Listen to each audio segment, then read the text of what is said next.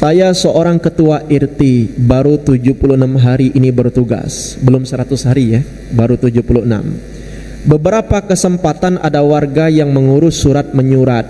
Pada dasarnya tidak ada pungutan biaya dalam pengurusan administrasi ini. Namun beberapa warga memberi uang dengan kata-kata untuk beli bensin, untuk beli takjil dan lain-lain sebagainya. Pertanyaan saya, apakah uang tersebut harus saya gunakan untuk hal sebagaimana yang disebutkan warga atau si pemberi, atau boleh uang yang saya terima tersebut saya gunakan untuk hal yang lainnya? Saya khawatir kalau saya gunakan ke hal yang lainnya termasuk ciri-ciri orang munafik. Nah, begini, orang yang punya jabatan ini rentan, ya tak? RT itu jabatan bukan? Jabatan. Dilihat dulu. Ada tak disumpah ketika menjabat sebagai RT itu isi sumpahnya tidak menerima apapun dalam bentuk apapun yang berkaitan dengan jabatan saya. Kalau ada sumpah seperti itu, tak boleh mutlak dia nerima ini. Tapi kalau tak kati, contoh misal pejabat wali kota, bupati, gubernur, anggota dewan itu disumpah ada pak, tidak menerima apapun dalam bentuk apapun selain apa yang menjadi hak saya. Jadi kalau amplop di bawah meja tak boleh dia nerima yang bukan hak dia. Untuk apa? Mulus ke keluar UU undang-undang, memuluskan keluarnya keputusan misal. Ini adalah riswah. Nabi bersabda, ar-rashi wal murtashi finnar.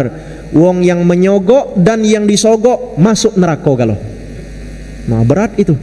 Nah, kaget ada fikih tersendiri. Kapan-kapan saya bahas kalau kesempatan Ahad subuh ya. Nanti ada riswah yang haram, ada riswah yang boleh, ada dijelaskan para ulama, tapi tidak pada kesempatan kali ini. Nah, sekarang konteks yang pertanyaan demikian. Kalau tidak ada, maka dilihat dulu. Orang memberi uang ini konteksnya apa? Apakah untuk memudahkan urusannya? Dengan arti lain, orang lain dihambat dulu, tapi yang punya dia didahulukan karena kita diinjuk duit bensin. Kalau ini sama sebagai riswah hukumnya. Ngapa riswah itu haram? Karena ada pihak lain yang dizolimi akibat perbuatan riswah atau sogok menyogok tadi. Tapi kalau dak katik, memang dak katik, cuman dia nilai yang ngurus. Tiba-tiba ngenjuk. Sedangkan kita dilantik ketua RT dak katik sumpah cak tadi. Dia ngenjuk, Pak, ini hadiah dari aku. Bukan untuk kamu, pokoknya ya aku nak tahu diri Pak. Kamu tuh pergi ke sana ada ongkosnya. Ngeprint pakai tinta do ongkosnya. Nah, aku dak galak ngerepoti pakai duit kamu, pakai duit aku baik. Nah, ini kalau memang seperti ini, maka bisa masuk pada bab hibah, bisa masuk pada bab sodakoh. Terima, silahkan, dak masalah. Pertanyaan berikutnya, kita menggunakan uang ini apakah sesuai dengan judulnya? Judulnya tadi untuk bensin, judulnya tadi untuk administrasi, atau boleh kita beli ke kolak duren? Nah, ini kan pertanyaan. Infak sodakoh itu kata para ulama ada dua jenis. Jenis yang pertama ada namanya infak sodakoh yang bersifat mutlak. Mutlak ini tidak terikat dengan niat dan judul tertentu. Mutlak saja. Ngenjuk ben ambillah kau nah.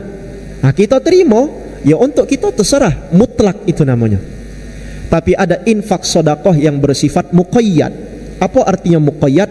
Yang terikat dengan niat dan judul tertentu. Apa misalnya? Nah, ini duit untuk kamu beli beras. Niat dari orang yang bersedekah, dari orang yang memberi, bahwa duit ini untuk beli beras, maka tidak boleh digunakan kecuali untuk membeli beras atau yang berkaitan dengan beras. Termasuk kotak amal masjid. Ini kotak amal kan? Memang tidak katik judul, tapi niat kita masukkan duit ke kotak amal untuk apa? Untuk menyokong semua operasional masjid. Maka duit yang masuk ke kotak amal itu tidak boleh digunakan kecuali untuk yang berkaitan dengan masjid. Tak boleh seperti di kampung-kampung sana banyak duit kas masjid dipakai untuk rapat panitia lomba 17 Agustus. Oh, tak boleh Pak. Berdosa pengurus seperti ini karena infaknya bersifat muqayyad, terikat dengan niat dari orang yang berinfak. Maka kembalikan lagi pertanyaan ini, Jika memang uang itu dengan kalimat khusus yang mengikat kepada niat orang yang memberi, maka tidak boleh digunakan kecuali sesuai dengan niat orang yang memberi. Paham? Ini satu dulu. Terakhir, yang tentang ini ya. Ada di zaman kita sekarang kalimat ini sekedar kiasan saja. Kiasan saja. Sebenarnya dia tuh ngenjuk infaknya tuh adalah dalam bentuk umum, mutlak. Tapi karenalah kebiasaan menjadi uruf, kebiasaan selalu diinjuk untuk beli bensin. Padahal amplopnya 500.000, amplopnya 1 juta misal untuk beli bensin. Sama lah cak kami ceramah pernah diinjuk 1 juta, diinjuk 2 juta untuk beli bensin. Tangki bensin kami paling penuh 400.000. Ini diinjuk duit 2 juta. Itu kiasan. Jika memang dia dalam bentuk kiasan dan itu sudah menjadi uruf, tak masalah Pak, Bapak pakai untuk yang apa-apa ini. Tapi kalau kita tahu orang itu jelas, Pak ini untuk beli bensin, jangan beli yang lain maka tidak boleh Bapak gunakan kecuali untuk sesuai dengan apa yang diniatkan oleh orang yang memberi tadi. Paham ya? Minum bensin ya tak? Na'udzubillah. Baik. Tapi kalau dia sekedar kiasan yang sudah menjadi uruf adat istiadat, dan ini kita sudah tahu, dia juga sudah tahu bahwa ini sekedar kiasan saja, maka itu larinya kepada infak yang bersifat mutlak. Tapi kalau ada qarinah, petunjuk yang menyatakan pemberian ini infaknya bersifat muqayyad, seperti contoh, Pak ini duit untuk kamu beli takjil, jangan beli yang lain, awas kamu ngudut pakai duit ini.